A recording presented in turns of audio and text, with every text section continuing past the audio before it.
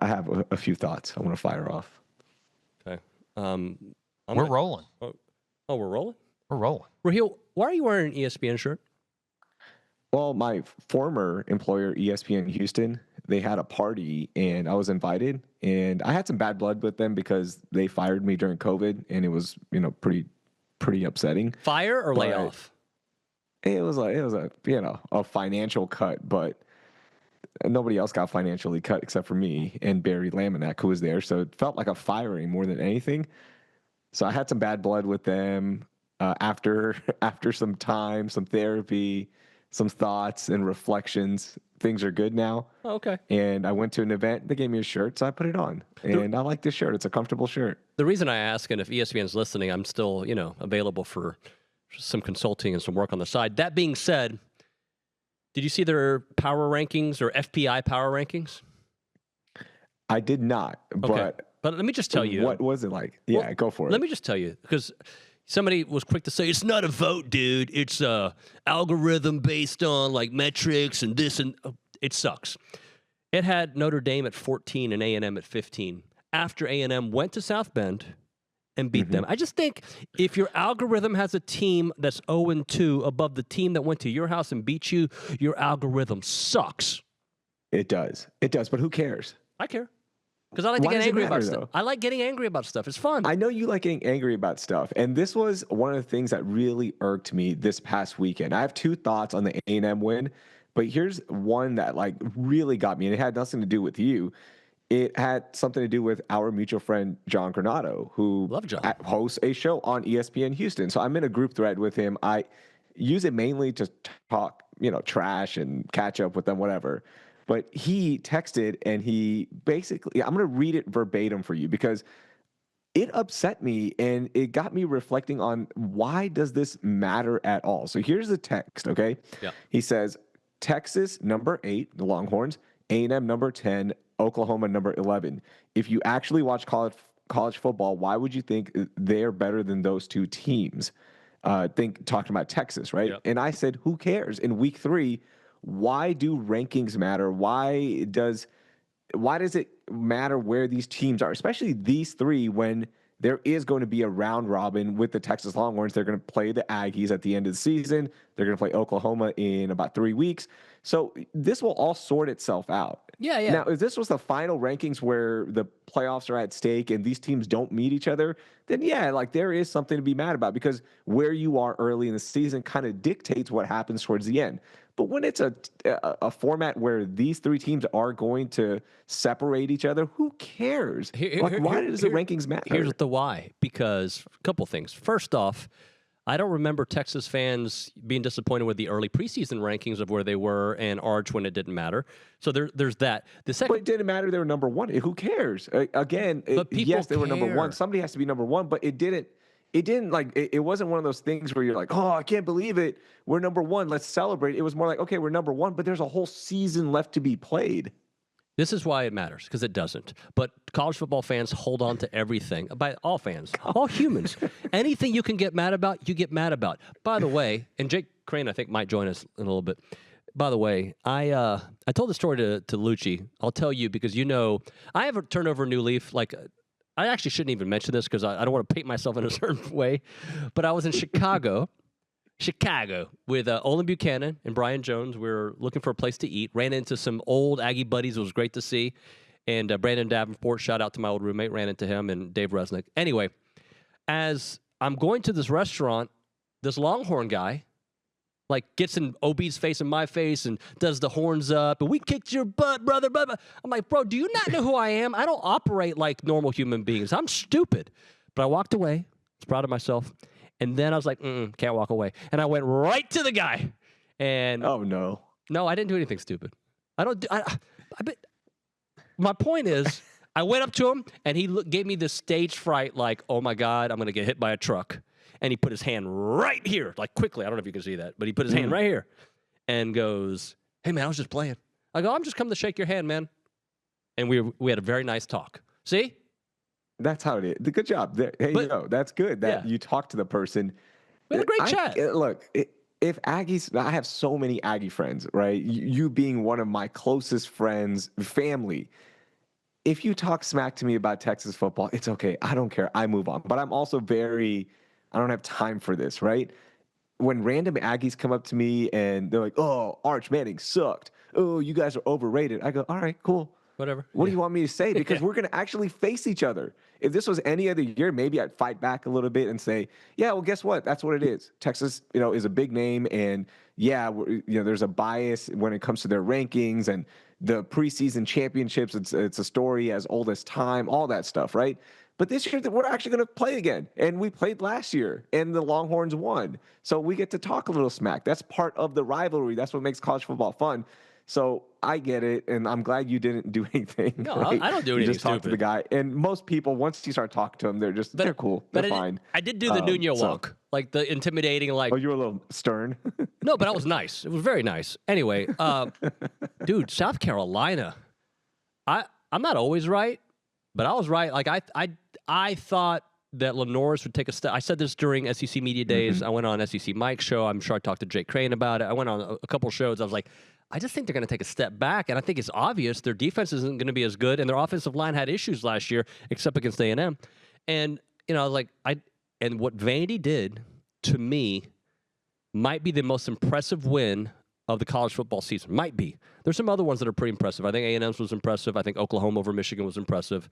I think the Ohio State-Texas game, so early in the season, but obviously impressive.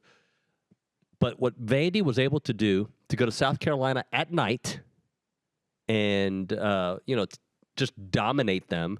And I've watched the replay a couple times. I don't think the play on Lenore Sellers was dirty or anything. It was just a football play, in my opinion. Like It's football play. Right. I think the story here is just how awesome Diego Pavia is. And he's becoming one of those figures, those legendary figures in the SEC, right?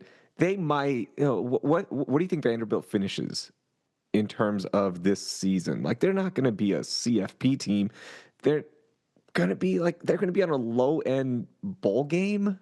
You're talking about South Carolina? Where are they going to be? Well, Jake Crain, I think, is here. We don't see him, but I think he's there. Jake, you there? Yeah, Jake is there. Yes, I am here and absolutely loving it. Vanderbilt could be a college football playoff team. They keep playing like that. I mean, look, it's wide open right now.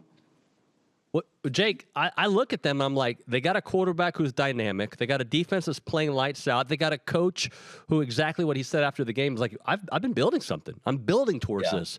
And like, it's interesting, and I don't want to make this about Texas. I want to make this about Vandy. But, like, Texas's schedule has gotten significantly harder. Maybe Florida's not going to be as hard as we thought. But with Vandy looking the way they're looking, I think there's some teams that are like, I think they'll take a step back. No. They're taking 2 steps forward. Yeah, well, I mean, when you watch Vanderbilt, and look, I'm as excited about what Diego Pavia brings to college football as anybody, but they're not. These aren't like mistakes. They're not sneaking up on anyone anymore. There's not 3 or 4 fluke plays, or they're not blocking a punt every game or doing something crazy that ends up resulting in them finding a way to score. They're just better than the teams they're playing, and they're adjusting better. Look at what they're doing in the second half. And as far as a player fitting a scheme, it's like me when I walk into a pizza place, I would love to see some fat Italian guy back there making the pizza. It's just a great fit. And in this style of offense, Diego Pavia is the fat Italian guy making the pizza. I instantly trust it when I walk in. It's just a great fit. You're running backside options off of counter plays. There's just so much that's going on that fits the personnel they have, but there is no sneakiness about it. They're just a really good football team. And yeah, I mean, typically throughout the year, you look at the schedule before the season and there's some landmines you didn't know would be landmines, but also some games aren't looking nearly as difficult as what they were heading into the game. So at this point, it's so wide open. It's hard to pick what's a tough schedule and what isn't based on what we've seen. Yeah, it changes so much, but to me, it's circled, right, the rematch from last year, the upset of Alabama. This time it's at Alabama. It's possibly going to be a night game. They're still deciding on that one. I bet it's a night game. If Diego pulls that upset off, I'm putting him in SEC legendary status. Like, it doesn't matter what happens the rest of the season. It doesn't matter CFP or not, but this guy, when you look back, you go, damn, that's a legend. He did it twice. No, that's why I still say that I think James Franklin did the most impossible thing, at least up until this point in the history of college football, winning 9 games at Vandy back-to-back. If Pavia beats Bama back-to-back at Vanderbilt, like, there should be a day named after him. Like, it should be a national holiday where everybody gets off work. Because if you ever want a story of a guy that may not be the most athletic or may not be the most pure passer, but just he's the Mike Winchell of our time, the only difference is he gets it across the goal line in the championship game. We're talking to Jake Crain here on No Layups. So, Jake, I don't know if you know, this show is I'm just explaining it. It's just kind of a random show, to be honest with you. Raheel and I have been working together for 20 years in some capacity at different stops. So we're just chit-chatting, whatever comes up, comes up. No real formula. We're just chatting away. But I was in South Bend. I changed my mind on A&M winning this game. So this was my thinking for the A&M Notre Dame game. And I know you were high. You had even a whole segment on A&M why you thought they were going to beat Notre Dame. I wasn't so high because A&M hadn't won on the road, and they had to prove it to me before I started believing it. Until I got to Notre Dame Stadium and I watched the team walk in, and I have a video posted of when the players were walking in. And this should not tell you about the results of a game, but there was this focus and this kind of this anger, if you will. I don't know. They just seemed like it was a different vibe walking in. Yeah. And they won that game differently than I would have expected. I didn't expect, I know Craver's good, but 207 yards and Nate Berkshire, game-winning catch. Oof. Just, what'd you think, man? Well, look, I mean, I'm not right every time, but I had A&M 42-38 in this game. I thought the over was one of the best bets on the board, just with what I've seen from Notre Dame, they're going to play man coverage. They don't care. They can't rush the passer. Why do you think Miami kept running the same thing on 3rd and long and getting it on that little double snag route that they'd hit? Because that's what actually scares me about Auburn right now, to be honest. You haven't shown the ability to be dominant enough up front to just run man coverage behind it and then be aggressive with it. You almost need to be more 50-50 zone oriented with your personnel, but Notre Dame's not going to change. I don't think TJ Durkin at Auburn's going to change. So I felt like Marcel, with his ability to keep plays alive, A&M would have a chance to score. And I mean, we've talked about Concepcion ever since he ended up going to Aggie land. But then on the other side of the ball, what's crazy about this is Texas A&M finally gets over the hump on that big road win, that big regular season win earlier in the year, and it's 100% against type of Mike Elko. You had a ton of penalty, and typically Mike Elko is Mr. Efficient, Mr. Get the most out of every player. You had an unbelievable amount of penalties. You're defensively in the front 7. You were not gap sound at all. You didn't tackle well. You got beat by similar things over and over again, and you won this one. How many times in the past has A&M played probably better than that and lost the game? You actually got the breaks. You got the breaks. So it's just funny. It's the irony of sports and college football, that once A&M gets over the hump, it's 100% not the way that most people thought they were going to do it. But guess what? I'll take an ugly win over us playing good and losing any day of the week, buddy. And if you're an A&M fan, it's why I said all offseason, why is nobody talking about Marcel Reed? It's almost like he got canceled for no reason. Like he made a joke about somebody and got in trouble. Just nobody. Oh, DJ Lagway this, Lenora Sellers that. Arch Manning is going to start a revival, and we're all going to go on the march to Mecca and see the greatest of all time. Yet Marcel Reed just sitting over here had a good year last year. So I'm excited for A&M, but that front 7, they've got to figure that out because Notre Dame's not dominant on the offensive line, and they were able to kind of have their way with A&M. Okay, with all that being said, for Marcel Reed, the throw, I'm just calling it the throw, right? The game-winning throw. Yeah. How much does that change his future? Of course, this season he's now in the Heisman talks. It's early. It's super early. But what does it change for his future? Because I have thoughts on this one, but I'm going to get your thoughts first. Well, it's obviously kind of the feather in the cap play for Marcel of this season. I mean, if you go back to last year, I think people forget there was many times where Marcel Reed, including the Auburn game on the road, which don't forget, they dropped a 2-point conversion that hit him right in the hands. He brought A&M all the way back. There's been times late in games where Marcel Reed has done some special things. But doing this on the road and throwing the jump ball on 4th down to the blocking covered tight end, that's a ballsy move if I've ever seen. It's the last thing I would have expected, but you made the play. So it's going to give you a lot of confidence. But also, the best thing that Colin Klein's going to be able to do is go into that film room and be like, hey, Marcel, we just went and beat Notre Dame on the road. We scored 41 points, and you were 17-37. We could be way more efficient. We could be way better. There's some throws that he got away with, and then some that he should have hit, including what should have been probably a 90-yard, 99-yard touchdown on that vertical that he overthrew. But it's one thing if you played the game of your life and you couldn't play any better and you won. It's another thing to not play as good as you can, but still find a way when it matters. Just from a confidence standpoint, I think it's going to be huge for him, and I think it's huge for this A&M team in general, just the psyche. Jake, I look at what Marcel's done, and I want to go back to something you said because it's been the defense, and it still could be the defense, but it's the defense the reason we look at Marcel a certain way because the defense lost the game against Auburn, in my opinion. The defense was not good in the USC game. Now, the offense did struggle against Texas, right? And the offense did struggle against South Carolina last year, going back to 24. And the offense definitely struggled against Notre Dame. This year, the offense is built different. Talk about those horses, and now that they can beat you on the ground, still with Le'Veon Moss, but when you got Mario Craver going for 207 and KC with a modest 82, whatever it was, like that tells you something. Yeah. Well, I was a defensive guy, and I always think about it like, how would I go about trying to stop A&M? Like, what's the answer?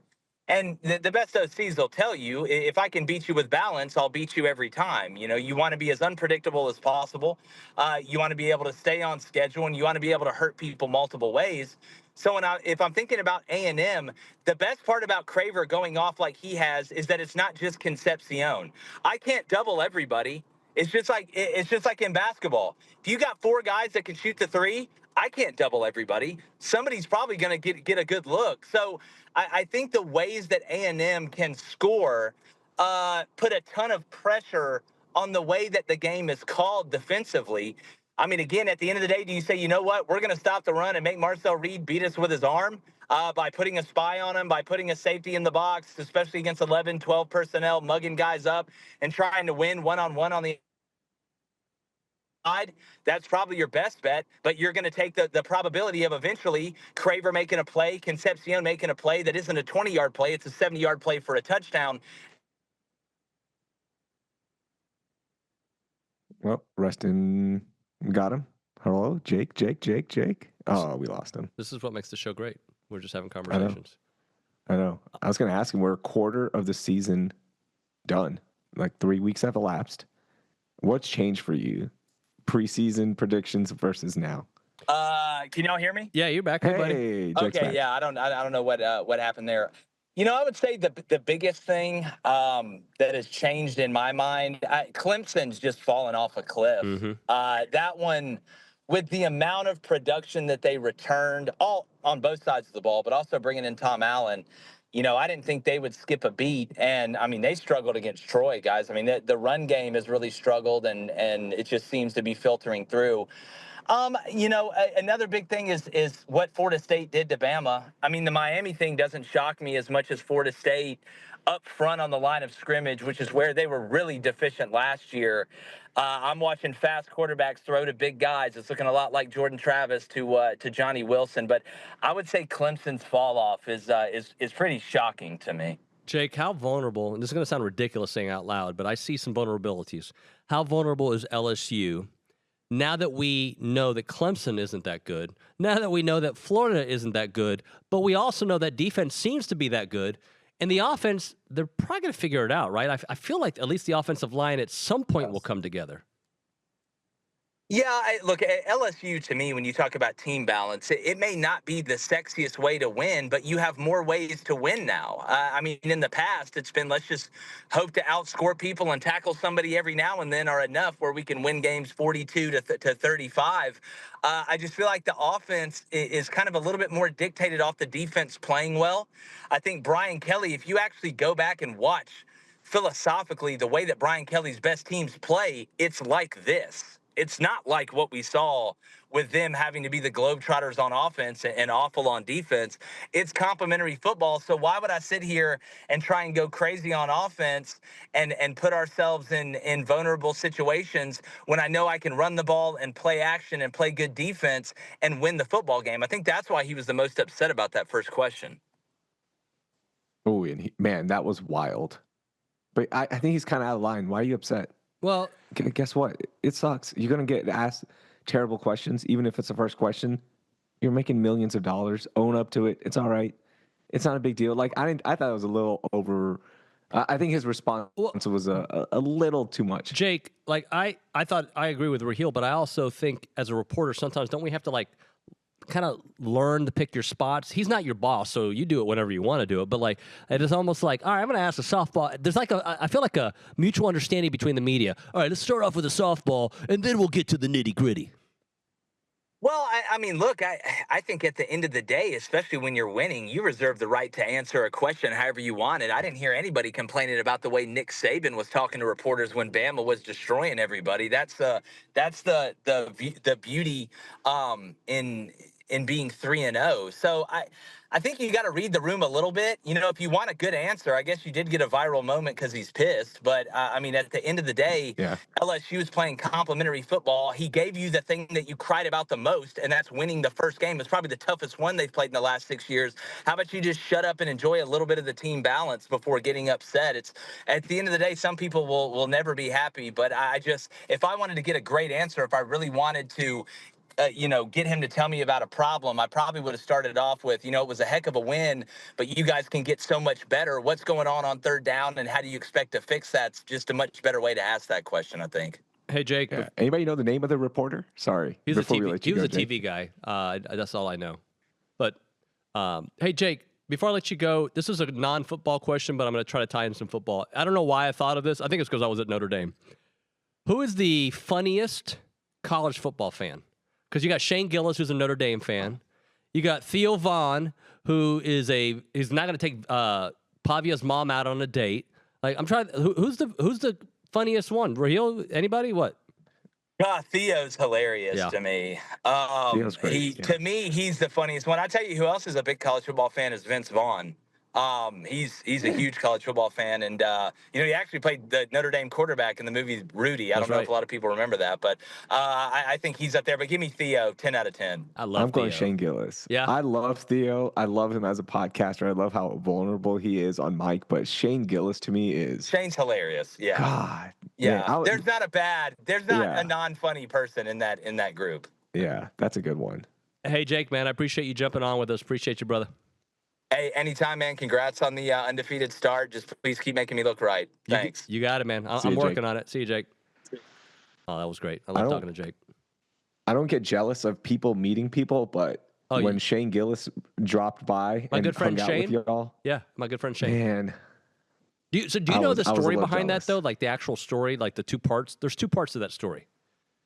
College game day that morning, Isla, my youngest, and I, we went to watch College game day.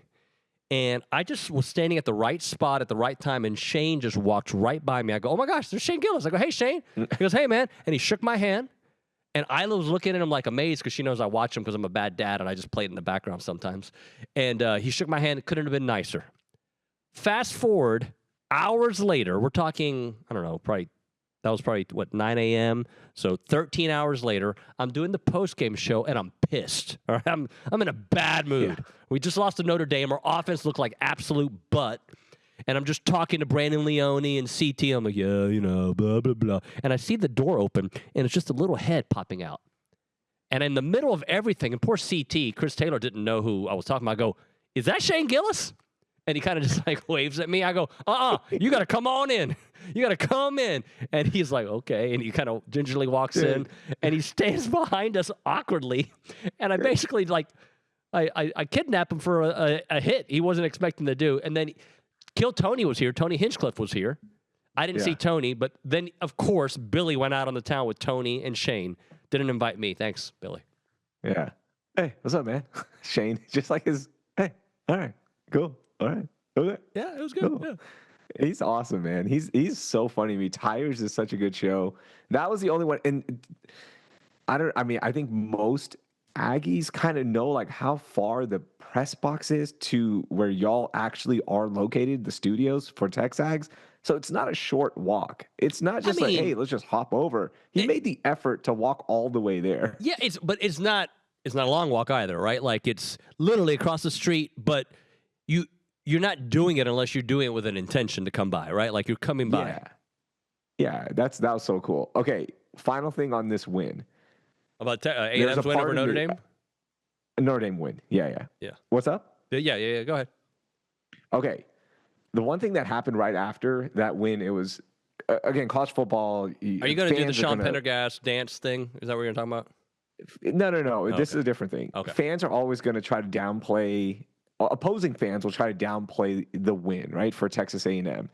And it's almost like this was a down Notre Dame team. Like, how good is Notre Dame really going to be? Is this that big of a win? We start doing this thing where we try playing out the season instead of enjoying a win in a vacuum. And I hate that. And I think we've lost our way in sports where you can't appreciate a win. And at the end of the season, like, look, Texas Notre Dame. Remember back in 2016, Tyrone Swoops. It was the Labor Day game. It was the opening week. Yeah. Everybody was watching 42-41. It was I think that was the final, but it was a huge game. It was all fun. And man, I can't believe it. Texas is back. All that. Turns out both teams suck. Okay. Both teams were terrible at the end of the season. But in that moment, in reflection, you go, that sucked. But in the moment, it was so much fun. And it was a win that you can finally go, all right, that is what we expected. Raheel, let me ask you this. I think it's okay to do that. No, but I think Notre Dame is that good. And maybe because my team just beat them. They lost to the number 3 team in the country and now the number 10 team in the country by a combined 4 points, which means they are a botched extra point away from maybe winning that game or going into overtime. They are literally a stop away from beating Miami. Right? Like they are, and the rest of their schedule is extremely manageable. And I'm a big believer that you take a moment in time, right? You freeze that moment in time, and your victory, when A&M beat Missouri last year, that's a top 10 win. Mike Elko has beat 3 top 10 teams in, 14 games? 15 games? That's freaking fantastic, right? Now, I'm not going to compare that to Sark right now, but my point, and Sark's had a lot more success at Texas than A&M has had. Sark actually is not good in top 10 He's games. 3-9. That's the problem. He's not good. I think he's 3-9 in top 10 games, right? So he's terrible. So I look at that, I'm like, we got such a grind still to go, but A&M had not won a non-conference top 10 showdown since 1979 against Penn State. They hadn't won a top against a ranked team on the road since 2014. I don't give a darn if they are 24 right now, if they fall out of the rankings, or they go up all the way to number 10. At that moment, going on the road at night at a brand like Notre Dame, it is hard. Just like you'll find out if you go on the road against Mississippi State at night, it's not an easy place to play. Like, that's the SEC. I think that's college football. So I'm very, and I don't know if you saw some of the stuff about the holding on the last couple plays. I saw a lot of stuff. Yeah. I mean, guess what? It happens. I have 15 examples. 15. I made up a fake number. I have a lot of examples of Notre Dame doing the exact same thing throughout the game, throughout the entire game. So, yeah, we got one. Thank you. Every once in a while, it's cool, right? Like, usually we're on the other end of that. So I'll take it. All right, let's talk about Texas real quickly. The Boo Birds for Arch Manning. It was not good. It was bad. Watching that game, I'm a Longhorn. I didn't watch it from there. I love it. It was bad. It was not good. Like it. At this point, they should just admit something is wrong with Arch. It's not just mental. You can physically see the kid not throwing the way he did last year. And it's hard to watch. Yeah, and you got 2 cupcakes coming up, though, right? You got a Sam Houston who's 0-3 and a bye week, I think. He's got time. Yeah. That's why I thought if he was hurt going into last week, you sit him now and let your defense will win that game regardless, right? And it did. The offense didn't do much, but you go ahead and get the next 3 weeks off, get healthy, and get ready for SEC play with Florida, and you go from there. And granted, Florida is not the same, but it's still going to be a hard game on the road, whatever time it is.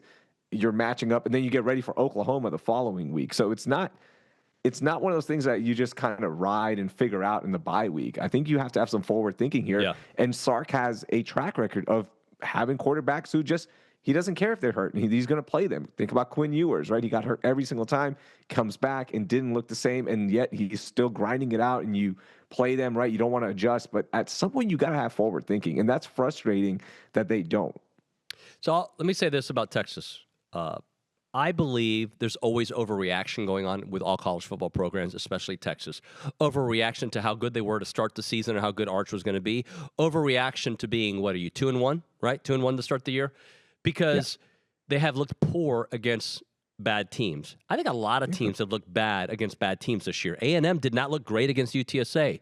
A&M, for the most part, looked very good against Utah State, but it wasn't this dominant performance. You can say the same thing for a lot of other programs. Georgia, Clemson barely surviving. They don't look to be that good. So I don't read into it that much. What I do read into is what it feels like. And it feels like Texas is moving in the wrong direction, and Tennessee, who just lost to Georgia, is moving in the right direction. A&M, who just beat Notre Dame, moving in the right direction. Even though Texas is 2-1 and their only loss came to the best team in college football, at least from a ranking perspective, it doesn't feel right. It doesn't look right. And that's the part. But it's so early in the season, Raheel. If he gets a little time off, and I think he'll figure things out, but that program doesn't feel right. And then I think the schedule has gotten harder. Yeah, schedule's gotten harder. I think the defense is trending the right way. Defense is fine. Defense did its thing. It's all good. Like that's your calling card. Unfortunately, you're built like an old school SEC team. It's where great defense, the offense is struggling, and that shouldn't be the case. It should be you've got Arch Manning, hyped up player, right? Heisman favorite, all that stuff, and he just looks like a guy. Like he just looks like hey, we'll just run the ball, and I guess if he has to throw, he has to throw, and you shouldn't get that feeling. Yeah, it sucks. Well, no, it's great actually. To be honest with you, I'm enjoying a lot of. I was just hoping they would lose one of these games. Before we go, the whole UCLA debacle, like I feel like it's been lost. Deshaun Foster, who this media day, Big Ten media day, I have to think for a minute. I still struggle with Big Ten. Yeah.